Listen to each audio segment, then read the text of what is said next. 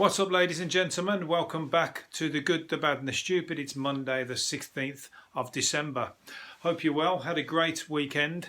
It's a different week. It's the same weather. It's miserable out there once again. Apparently we got forecast a lot more of it, basically, running up to Christmas.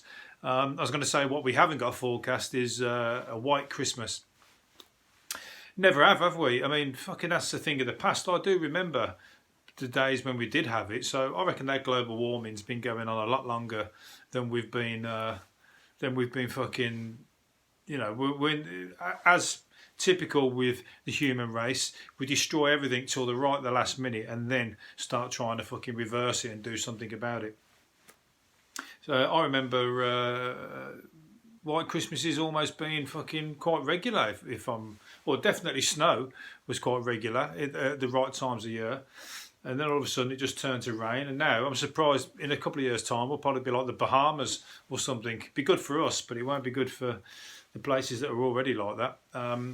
But anyway, I've still got a hangover from last week. Not from drinking, but from the fucking election results. Oh, it's beats you up, doesn't it, if you're on the losing side. I think of all those good things we could have had. The broadband, the bank holidays, the... what else was there?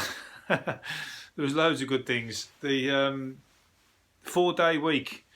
Oh, there was loads of the Green Revolution. Fucking what's happened to that? Hopefully the Tories are going to get on board with that, but I don't think that was in their manifesto. Anyway, so we're going to be a bit politic free this week, probably. Well, no, we're not. I'm a bit bored of it, really. So. I mean, there's pictures there of Boris Johnson celebrating his majority win. He was like celebrating it like someone's he just won the World Cup, which is pretty true for him. He has, nobody else has. I think there was somebody sending a tweet around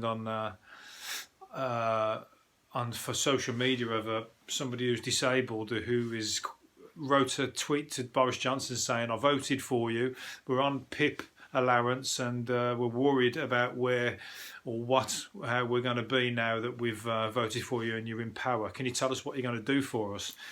Well, I think that one's going to be like flittering around in the fucking airways for a while. I don't think you're going to get a response to that. Not a positive one anyway. Here's some people who are actually milking the fucking benefit system though. I mean, this is taking the piss. A family who won £4 million in bets, won £4 million in bets. No, they won £4 million. It is in bets. It's on a betting website, but I think they won it in one go anyway. £4 million, and they're like there was a family on benefits, and they're claiming £3,000 a month still in benefits because nobody said that they don't need to. They're still allowed it because it's not means tested money. The what's it called? The win, because it's tax-free windfall. So if you're on benefits and you make any kind of big win, lottery or whatever, sounds like you can just carry on claiming your benefits. So it makes no sense at all, does it? I mean, that's literally, they should just do the right thing and not fucking claim it for starters. They've got £4 million. It just goes to show that some people milk the system, but it's not there for them. It's there for the people who fucking needed it. Anyway, that could be a long conversation. I've got other things to talk about, so I'm going to leave that one there. But I'm going to try and find out what betting site it was anyway, and see if I can get a fucking. I didn't realise, there's people winning money left, right, and centre online, and they bingo. I think what they do is they allow one winner. They just drop one winner on bingo or on the betting website or on Ladbrokes fucking casino or whatever it is. They drop one winner and then loads of mugs like me all join up and go, fucking hell, I think I'll have a go at that. And then all the money comes flooding back in from other people who are trying to win, and they ain't going to give anybody other winners. It's almost like a pyramid scheme. Like the pyramid schemes, they usually sort of... in their pyramid schemes, everybody knew somebody who'd won. There was always somebody that fucking banked a big win, you know what I mean? And they're just telling everybody about it, and everyone's like, "Oh, fucking, I'll have a bit of that." and then everybody else loses. It's usually the person who set it up probably, and they're telling you that they're on the scale down, but really they're fucking, you know, the money's all just filtering up to them. A lot of scams. There's a lot of scams out there. You got to be fucking careful. 83-year-old loo roll has been an 83-year-old loo roll has wiped out the opposition to win an Object of the Year award. There you go. If you thought the year was going shit, it's just got better for whoever owns the Object of the Year award. It's an artifact from 1936, and it's the pride and joy of the Garden City collection in Hearts. It's quite an interesting looking, you know, artifact. It's all got the old writing on it and the old sort of paper. It's totally different to what they look like today. The packaging, I mean, I'm going to show it to the video version. It does look quite interesting, but I imagine, there's not many loo rolls would stick around, would they? You know, like accidentally, that's probably just found in a cupboard somewhere or under a fucking in a basement or something. Because I imagine it wasn't as plentiful as it is in this day and age. Oh, I'll tell you what. Yesterday or was it Friday? I talked about bananas, about peeling bananas the wrong way. I mentioned that I'd been peeling bananas the wrong way if what they're saying was the right way, which is peeling it from the bottom and not from the stalk. It doesn't really matter anyway. And then something else popped up on. It just shows how the algorithms work on the internet. Because I must have been looking at something on the internet about it, and all of a sudden something popped up in my feed on social media about the many different ways to peel a banana. So fucking, the big brother's watching you. So now I know that there's 8 different ways to peel a banana, and probably many more. So if you're interested in that at all, then look it up, because I can't be bothered to tell you, because most of them are just fucking ridiculous. But there's 8 potential ways of peeling your banana. And I think one of the things that he said on there was, if you're bored of peeling your banana the conventional way, then why don't you try one of these 7 other different ways of doing it.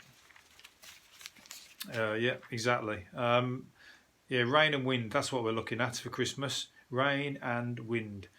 So, no bright, crisp, sunny skies. Just miserable weather, which has been pretty much for fucking at least 2 months anyway. You gotta just learn to take it on the chin, ain't you, and smile. I went out Christmas shopping yesterday. I went out. I think I avoided the rain, waited for the rain to stop. Then I went out. It was late, and then I didn't buy one thing. Didn't buy one Christmas shopping. I got waylaid by looking in a clothes shop, and I ended up spending the 2 hours left of the shop. I didn't know. I thought the shops were going to be open a bit later on, but it was Sunday, wasn't it? And I ended up trying coats on for about an hour, and then when I come out, all the shops had shut. So I didn't buy one Christmas present, and I didn't buy a coat. So fucking waste of time that was. So we'll have to try again. I've still guaranteed. I've promised myself I'm going to do it before Christmas Eve. Anyway, supermarket turkeys said to be fresh for Christmas have been slaughtered more than a month earlier and stored in chilled warehouses, a trade body has claimed. So, well, that's just fucking chilled or frozen? Chilled, I think. So the borderline going off by the time you get it. Well, I'm lucky in that scenario because I won't be buying a turkey for Christmas because I don't eat them. I'll be getting a fake turkey, or the corn fake turkey I might use. Yeah. Anyhow, there you go. If you want a turkey, make sure you buy it. Well, get it from the butchers, or where's that one being sold? Marks and Spencer, Sainsbury's. Marks and Spencer, you'd think they'd be fucking behaving themselves. They're meant to be the ones of top quality. They're the first name on the list.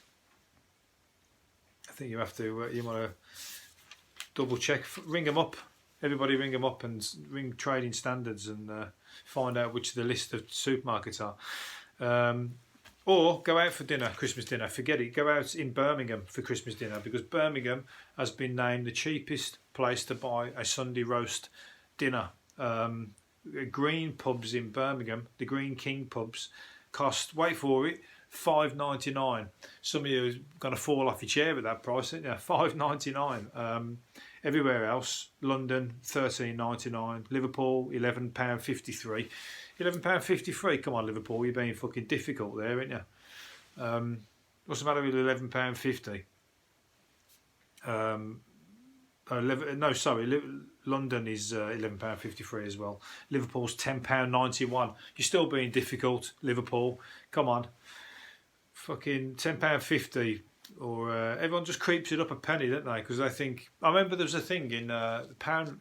What's the thing about the Poundland wars? You know, the pound shops, Poundland versus 99 pence stores.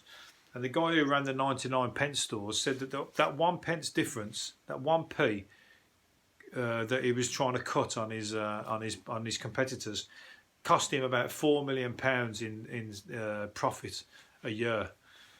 Motherfucker, 1p, and he's prepared to lose that to get the edge on the customers. I mean, like, who the fuck is making a difference between shopping at, walking all the way down to another shop because it's 1 pence difference? People are going to go in one or the other anyway, aren't they? But psychological. Anyway, so there you go. Cheapest Sunday dinners in the land, Birmingham, £5.99. But we're not cheapskates. There's a lot of places that are expensive there over in Birmingham. You can get I'm not saying that's not quality. I'm saying that you can get fine eateries as well around Birmingham. So you haven't just got to eat in a carvery or a Green King or Weatherspoons. Where am I going? I'm going somewhere. Oh, I'm going to diff that one. There was a political one. Skip past that. Eating 2 apples a day can boost the health of your heart. It found adults who regularly scoffed the fruit saw their cholesterol levels fall by 4% compared with those who drank juice, because they're rich in fibre, healthy micronutrients called polyphenols. So there you go. If you want to eat your fat and your shit, counteract it with 2 apples, and then you bring your cholesterol back. So you have your cholesterol boost on that side with your bacon sandwich, and you can have your cholesterol reduced on the other side with your 2 apples.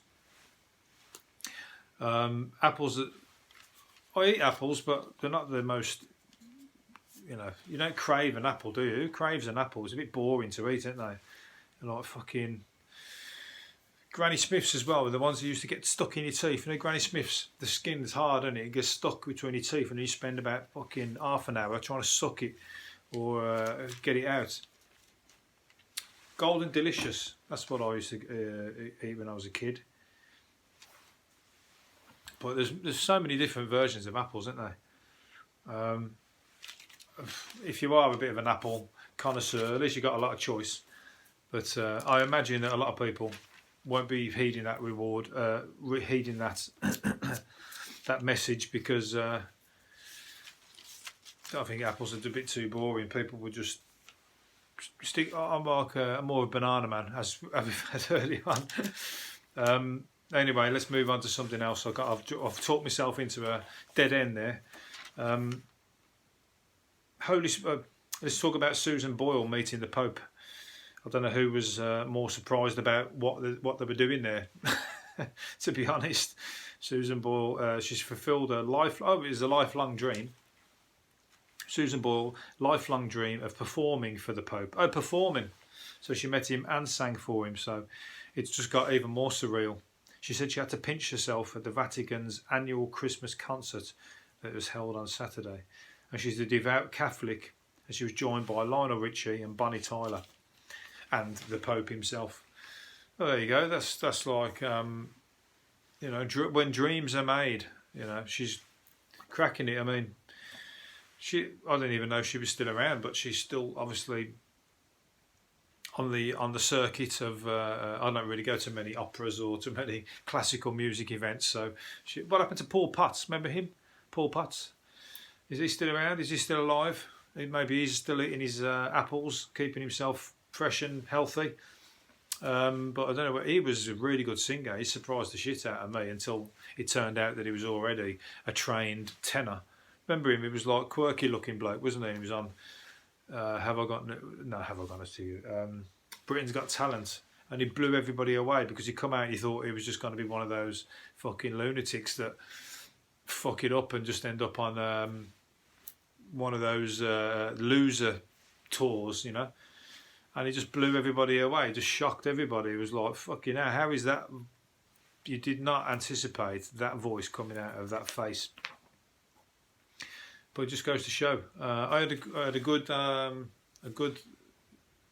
old Chinese proverb earlier, and it was, if you are ugly, you can't blame. If your face is ugly, don't blame the mirror, or you can't blame the mirror. So if you don't like what you see, then it's down to you. But I think it's not about the face being ugly. It's more about you know,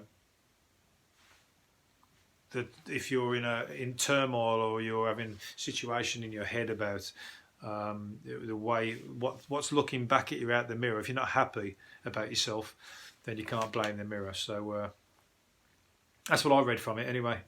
I don't know why I mentioned that with anything to do with Paul Potts, but I'm really referring to the fact that he didn't tell anybody that he was a tenor. So he had some good looking in the mirror to do over that win way back when.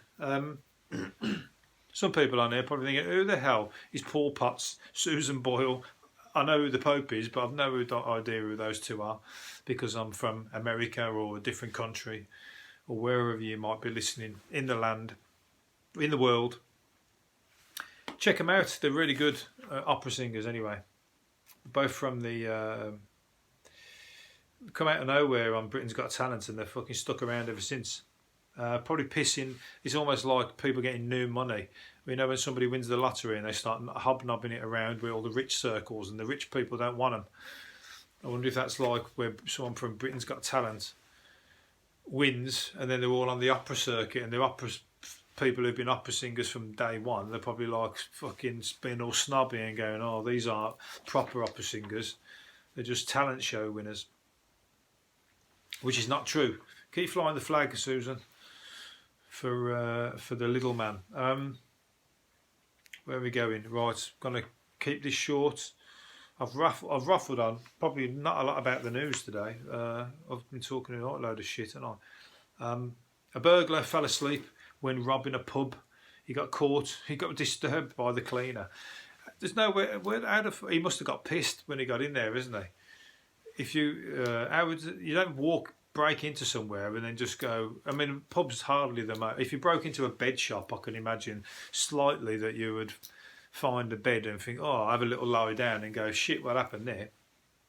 But to break into a pub, the only explanation for that is he's sat at the bar, pouring himself drinks, getting pissed, fell asleep, and he's got caught. So there you go, dumbass.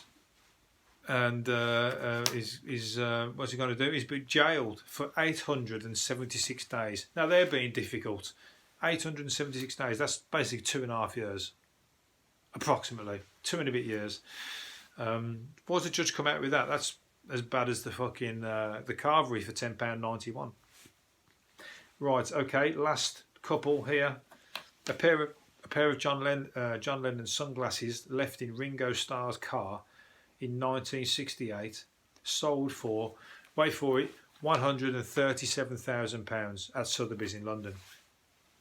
That is, I mean, the John Lennon's sunglasses, so I could imagine them selling for a high price.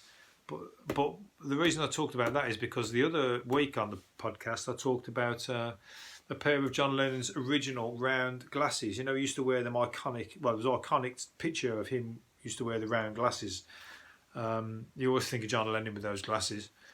A pair of them sold for about £8,000, and I even said at the time that is ridiculous. I can't imagine. It's a lot of money, but I imagine some of John Lennon's like glasses would sell for a hell of a lot more money.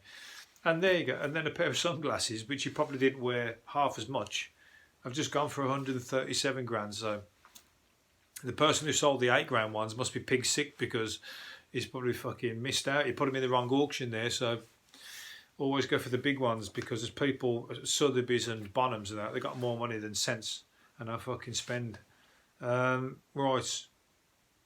Last one I'm going to talk is a smoker had a lucky escape after air freshener fumes sparked an explosion in his car. Fucking hell. He lit a cigarette. What air freshener was he using? He doesn't tell us what air freshener it was. You have to, well, listen, if you've got any air fresheners in your car, be careful then, because I don't think it's one of them little tree ones, you know, the 1970s tree ones that smell. Them tree ones, I can't have that one, because I always remember my granddad had one of those in his car, and I think it was one of the main reasons I used to always throw up when he used to drop us from his house across Birmingham, taking us home. I was motion sick out the window, but there was a smell of the air freshener that always used to fucking.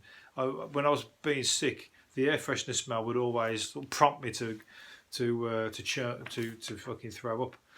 Anyway, and it was those little tree ones. So now you got these ones with the air freshener fumes. So be careful as you're lighting a cigarette in your car, because your air could go up in flames. I can't finish on that one. I want to finish on another one. Cardi B gifted rapper husband Offset £375,000 cash for his 28th birthday after admitting she had no idea what to get the man who has everything.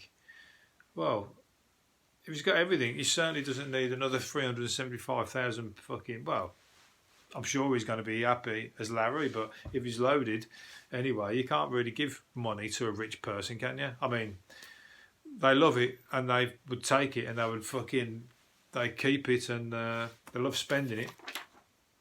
But I imagine that he wouldn't even blink at that. 375 grand, yeah, stick it in the drawer. You know, doesn't really, if somebody was to hand me £375,000 on my birthday, I'd probably like fall over. I'd be very, very, very happy. A very, very happy drunk, I would say. Anyway, she hid it in a fridge beforehand, and then they visited a strip club where he threw the notes at the dancers. Oh, then they did, after he found it, he was throwing the notes at the dancers, and they say romance is dead. So the dancers got a few lucky, bigger denomination notes thrown at them that night. So everybody's a winner. Right, I'm going to leave it there. Stop my rambling. Hopefully you've enjoyed it, and I'll do another one tomorrow. See you later. Bye.